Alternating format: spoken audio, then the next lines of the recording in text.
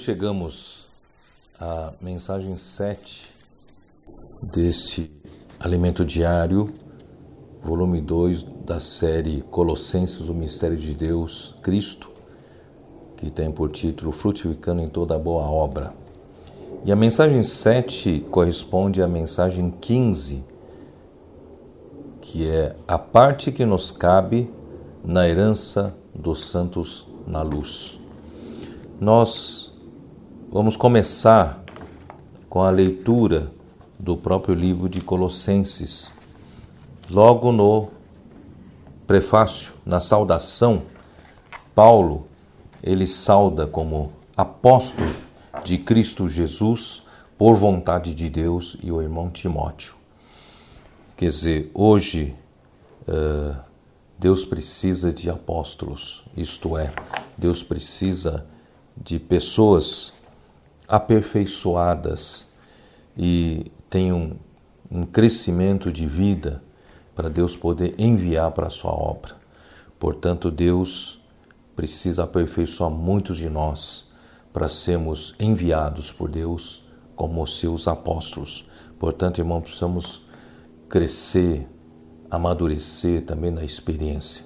O próprio Paulo, ele que rejeitara João Marcos, o jovem que falhara na sua primeira viagem, na sua segunda viagem, Paulo não quis levá-lo. Tanto é que houve, por causa desse motivo, a separação com Barnabé. E ele mesmo, mais tarde, ele amadureceu, ele recebeu o jovem João Marcos como seu cooperador. E tanto em Filipenses 24, ele chama Marcos de um dos seus cooperadores. Em Colossenses 4, 10, ele fala de Marcos, primo de Barnabé, seu cooperador. E também em 2 Timóteo 4, 11, também registra. Ele diz que Marcos lhe é útil para o ministério. Portanto, todos nós podemos, em momentos de maturidade, fazer alguma coisa, mas depois nós amadurecemos com a experiência.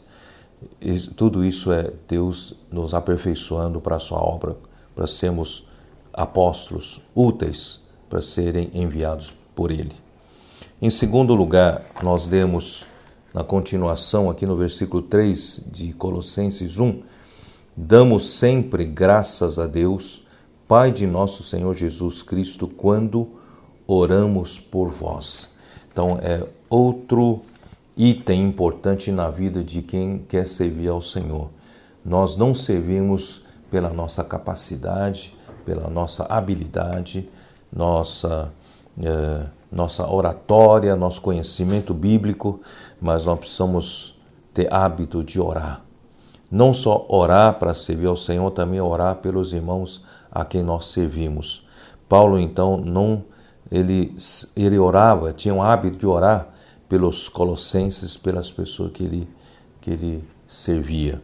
Desde o dia em que ouvimos da vossa fé em Cristo Jesus e do amor que tendes para com todos os santos e por causa da esperança que vos está reservada nos céus, da qual antes ouvistes pela palavra da verdade do Evangelho.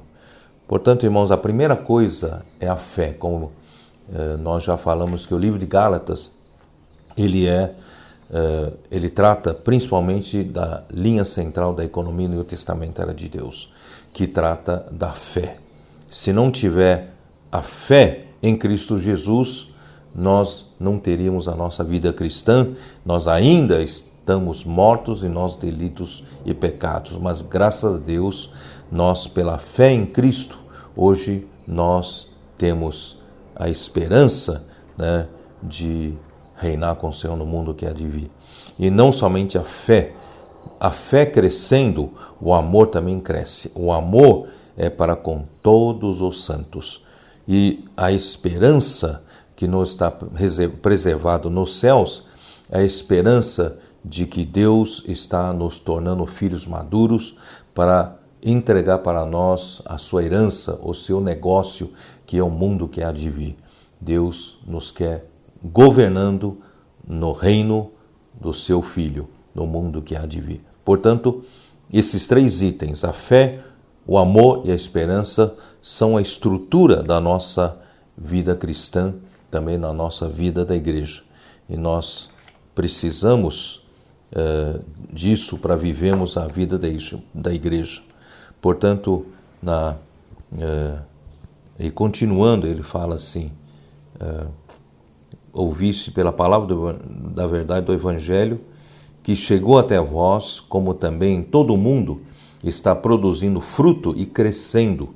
Tal acontece entre vós desde o dia em que ouvistes e entendestes a graça de Deus na verdade. Segundo fostes instruídos por Epáfras, nosso amado conservo, e quanto a vós outros, fiel ministro de Cristo, o qual também nos relatou do vosso amor no Espírito. Portanto, precisamos ajudar os nossos irmãos a sempre desenvolver a fé, o amor e a esperança no nosso viver, né? E também fazer crescer essa palavra da verdade do Evangelho. Bom, agora vamos falar da palavra da verdade do Evangelho. Que consiste a verdade do Evangelho? Aqui mostra que quando nós cremos no Senhor Jesus, quando nós invocamos o seu nome, nós aceitamos Jesus como nosso Salvador, nós nascemos de Deus, nós nascemos de novo. A partir de então, nós ganhamos a natureza de Deus, nós ganhamos, por assim dizer, DNA de Deus. Nós temos uma carga genética de Deus hoje, depois que nós somos regenerados no Espírito. Portanto, nós nos tornamos filhos de Deus. Mas, como Gálatas 4 nos fala, um filho recém-nascido, um filho criança, ainda não pode herdar as coisas do seu pai. Portanto, Deus deseja que nós cresçamos até sermos como Ele é em vida e natureza. Isso consiste a palavra da verdade do Evangelho. A verdade do Evangelho diz o seguinte, que Deus, Ele se fez homem, que é o Verbo que habitou entre nós, cheio de graça e de verdade, para que o homem pudesse recebê-lo e ter a sua vida, e essa vida crescendo, nós estaremos cheios não só da vida, mas da natureza divina, natureza do amor de Deus, e no fim nós seremos como Ele é em vida e natureza. No entanto, precisamos ressaltar que nós nunca teremos a deidade, isto é, nós nunca seremos venerados, nunca seremos objeto de adoração. Só Deus, Ele é digno de ser adorado. Portanto, o objetivo de Deus é nos tornar participantes da sua natureza divina. Portanto, é importante nós entendermos esse processo. Na segunda epístola de Pedro, ele, no seu capítulo 1, ele mostra que Deus, Ele, pelo seu divino poder, nos tem sido doadas todas as coisas que conduzem à vida e à piedade, pelo conhecimento completo daquele que nos chamou para a sua própria glória e virtude. Então, pelas quais nos têm sido doadas as suas preciosas e muito grandes promessas, que para que por elas vos torneis coparticipantes da natureza divina. Ou melhor, podemos tirar essa palavra co. Nos torneis participantes da natureza divina, livrando-vos da corrupção das paixões que há no mundo. Por isso mesmo, vós, reunindo toda a vossa diligência, agora começa todo o processo. Associai com a vossa fé, porque a fé é algo que nós ganhamos no momento que cremos no Senhor Jesus. Então, mas isso é apenas a base para o crescimento. Associai a vossa fé à virtude. Associai com a virtude o conhecimento. Quer dizer, vamos associando cada vez mais, acumulando a natureza divina.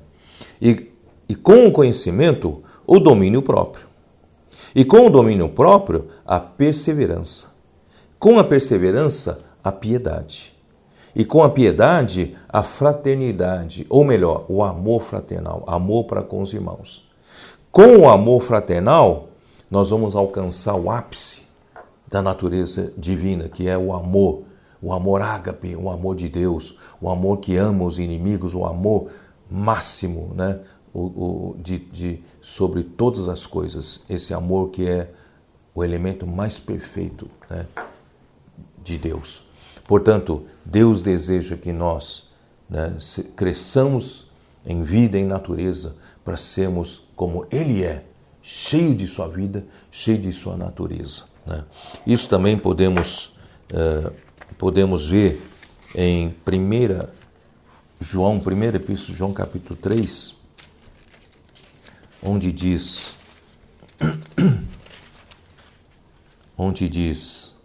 vede, versículo 1, que grande amor nos tem concedido o Pai, a ponto de sermos chamados filhos de Deus. E de fato, somos filhos de Deus. Por essa razão, o mundo não nos conhece, porquanto não conheceu a Ele mesmo. Quer dizer, Jesus Cristo veio à Terra. Ele é o próprio Deus que se fez carne. Mas as pessoas olhavam pela aparência. Ele não tinha uma boa aparência, não tinha formosura. O livro de Isaías relata. Ele, quando tinha 30 anos, parecia alguém que tinha mais de 50 anos.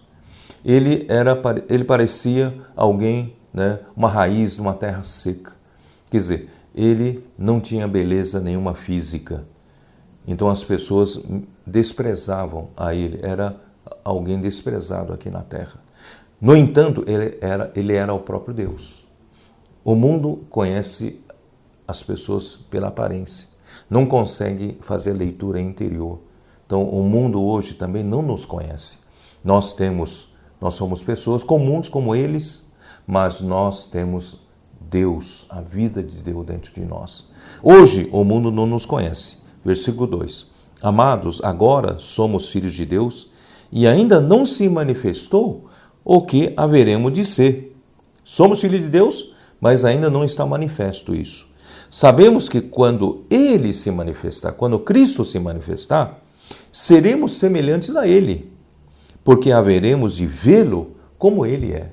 Ele, quando se manifestar na sua segunda vinda, nós vamos ver de fato quem Ele é. E o mundo todo vai ver, o universo todo vai ver quem Ele é. E nós vamos ser semelhantes a Ele, porque nós também somos filhos de Deus. Portanto, a verdade do Evangelho é de que Deus enviou seu Filho, que se tornou um homem, se fez carne, e morreu, ressuscitou, para que nós pudéssemos receber a sua vida e a sua natureza, para crescermos, amadurecermos até sermos como Ele é, em vida e natureza, porém sem a deidade. Graças a Deus, né, por causa esse plano de Deus que é tão maravilhoso, que é digno de nós até pularmos, saltarmos de alegria, certo? Então vamos continuar, vou comentar mais um assunto em Colossenses 1, né? Versículo 9. Por esta razão, também nós, desde o dia que ouvimos, não cessamos de orar por vós e de pedir que transbordeis de pleno conhecimento da sua vontade em toda sabedoria e entendimento espiritual. Era esse ponto que eu queria comentar, né, antes de entrar em outro assunto, que nós precisamos ter entendimento espiritual, precisamos da sabedoria de Deus para entender o que nós estamos ouvindo, o evangelho que nós estamos ouvindo. Não sei se vocês perceberam, quando nós lemos versículo 6, que chegou até vós, a palavra da verdade do evangelho, que chegou até vós, como também todo mundo está produzindo fruto e crescendo.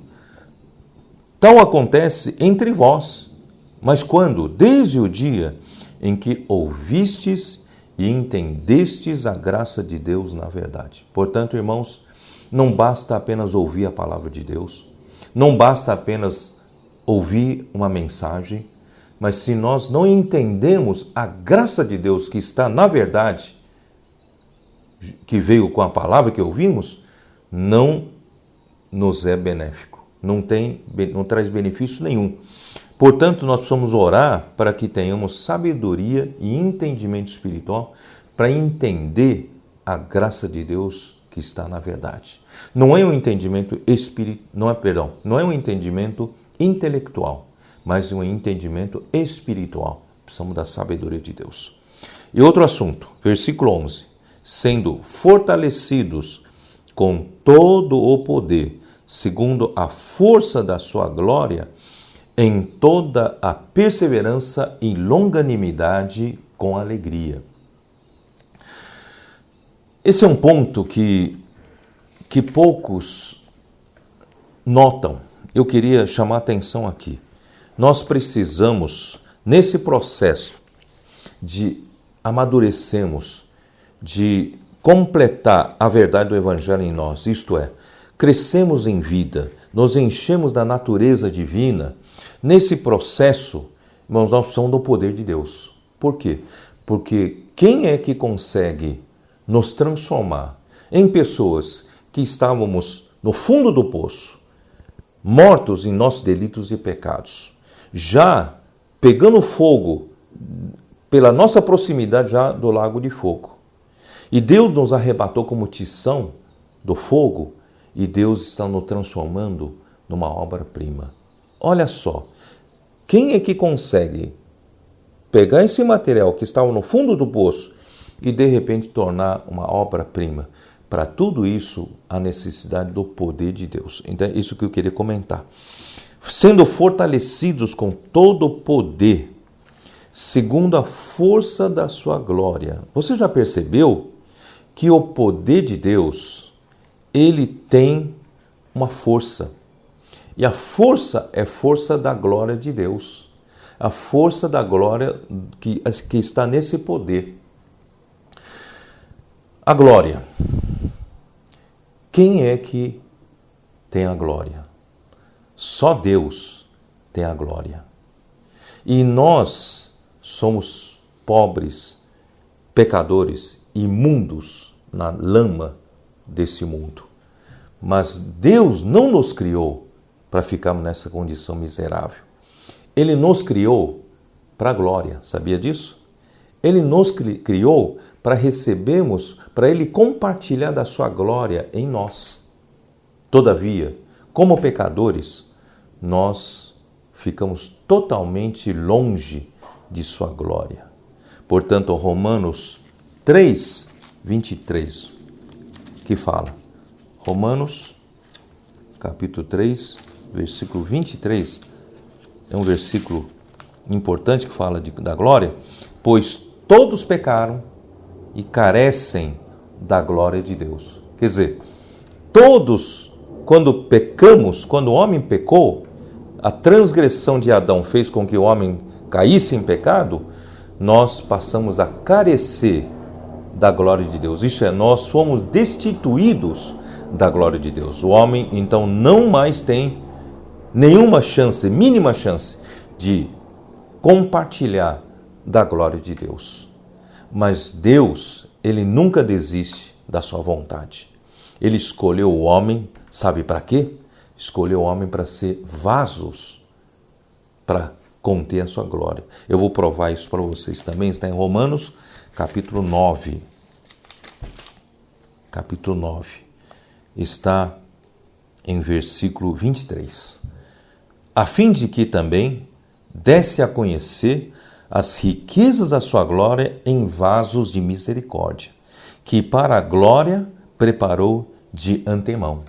Quer dizer, Deus, Ele quer tornar manifestas as riquezas da sua glória em vasos de misericórdia que somos nós, para a glória Ele já preparou de antemão.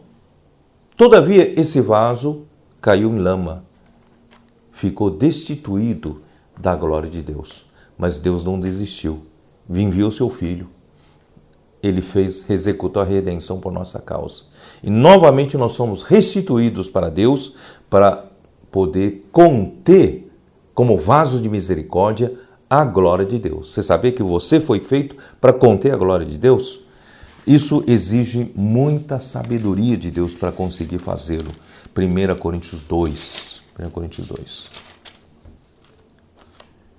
Que, versículo 6, Paulo fala: entretanto, expomos sabedoria entre os experimentados, não porém a sabedoria deste século, nem a dos poderosos desta época, que se reduzem a nada, mas falamos a sabedoria de Deus em mistério. Sabe qual é a sabedoria de Deus em mistério?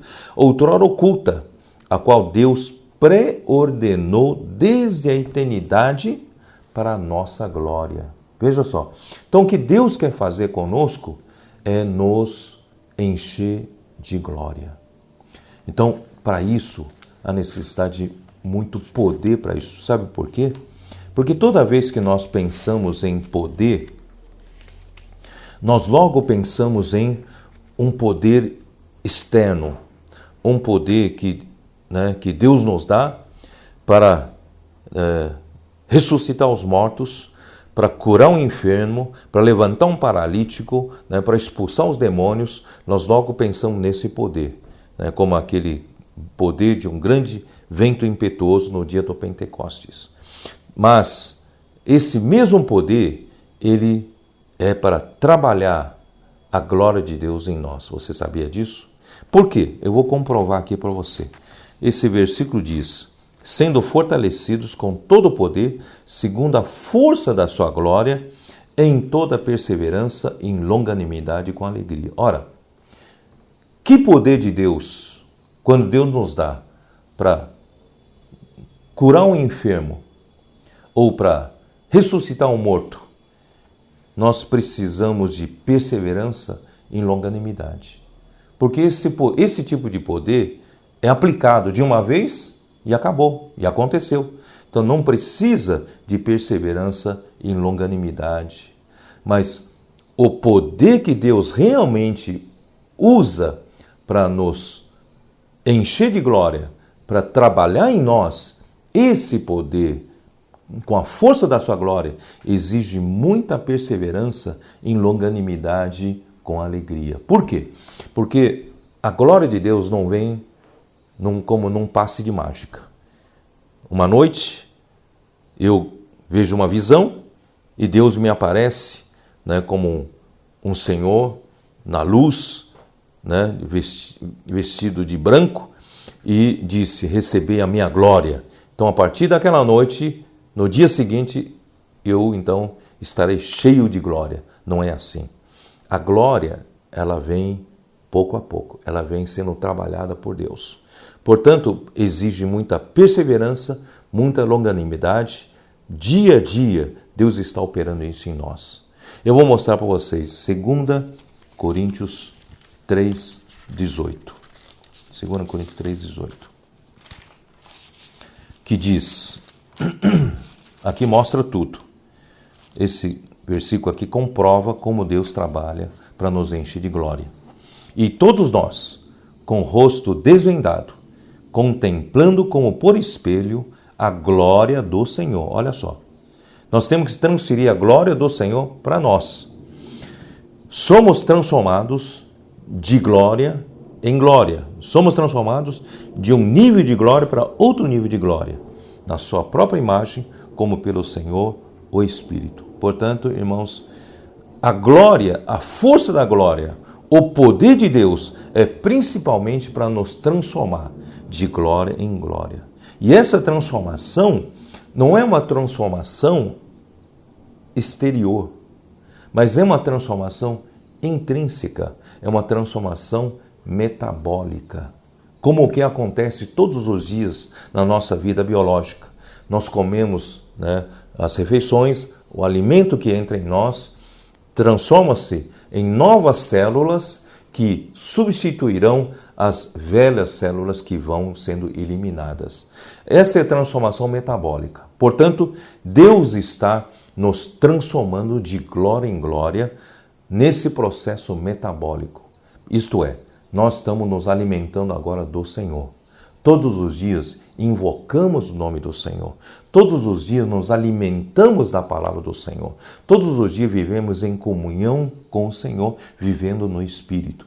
Isso está fazendo o quê? A nossa constituição está sendo mudada. Nós estamos fazendo com que as novas células, que têm elementos da glória de Deus, estão substituindo as células antigas, as nossas células naturais, do homem natural, do velho homem. Então Deus está, dessa forma, nos transformando de glória em glória. Você não imagina que para Deus fazer essa obra de transformação em nós é mais difícil do que Ele criar um mundo. Para Deus criar um mundo é mais fácil. Mas para Deus nos transformar, Ele precisa de um grande poder, é o poder que ressuscitou Jesus Cristo dentre os mortos. Deus precisa de força da glória para nos transformar. Sabe por quê? Deus precisa do seu consentimento para Deus poder transformar você. Deus precisa da sua cooperação. Se você não cooperar, Deus não consegue transformar você. Portanto, graças a Deus, nós temos aqui o poder que tem a força da glória, com longanimidade, perseverança, mas com alegria. No dia a dia, no meio da tribulação, nós temos alegria. Por quê? Porque, apesar de alguns sofrimentos, nós estamos sendo transformados de glória em glória. Isso é muito gratificante. Então, esse é um outro ponto, né, que eu queria compartilhar com vocês.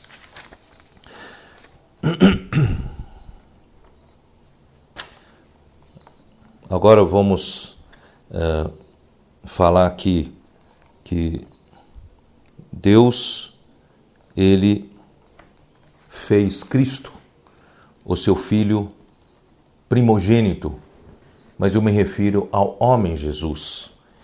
Ele, né, fez com que Cristo se tornasse um homem e viveu aqui na terra verdadeiramente como homem, e ele, como homem, venceu de fazer a sua própria vontade. Ele disse em João que ele veio aqui na terra não para fazer a sua própria vontade, mas para fazer a vontade daquele que o enviou. Ele nunca teve liberdade de falar uma palavra sua. A todo tempo ele viveu uma vida de cruz, de negar a si mesmo, para que a vontade do Pai prevalecesse nele. Assim, ele morreu obediente até a morte de cruz. E Deus, então, o ressuscitou dentre os mortos, e na ressurreição, Deus disse: Tu és o meu filho, e eu hoje te gerei. Isso fez com que o primeiro homem em Cristo se tornasse um filho de Deus. Ele, então, naquele dia da ressurreição, ele se tornou o filho primogênito de Deus. Ele era o Deus unigênito, filho unigênito de Deus, mas como homem, em ressurreição, ele se tornou filho primogênito de Deus.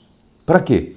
Para que Deus pudesse nos conformar à mesma imagem do filho primogênito de Deus, para esse filho primogênito de Deus nos levar os muitos filhos à sua glória.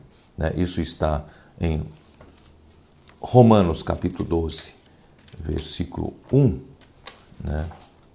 Rogo-vos, pois, irmãos, pelas misericórdias de Deus, que apresenteis o vosso corpo por sacrifício vivo, santo e agradável a Deus, que é o vosso culto racional.